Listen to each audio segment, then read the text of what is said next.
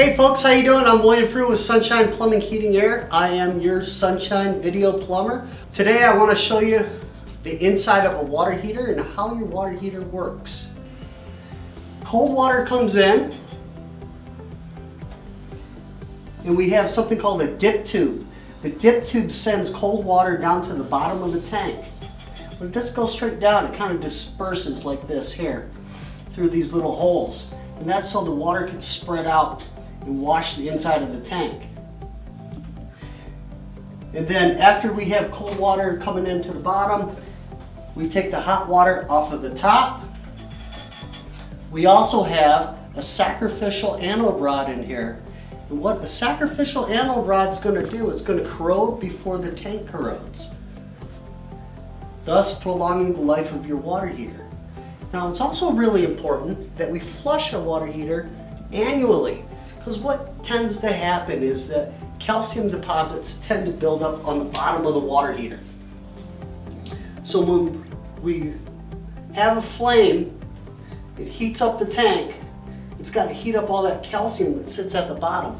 Do you remember when you were younger how your grandparents' water heater would pop like oatmeal? Well, that's what calcium deposits look like in the bottom of a water heater. So when it starts to pop, that's the sounds that you're hearing. So rendering your water heater really inefficient. Let's talk a little bit about the flue. So when we have a flame at the bottom of the water heater, it's heating it up. But that's not the only thing that it's doing. It has to go through the flue pipe. And the flue pipe is corrugated.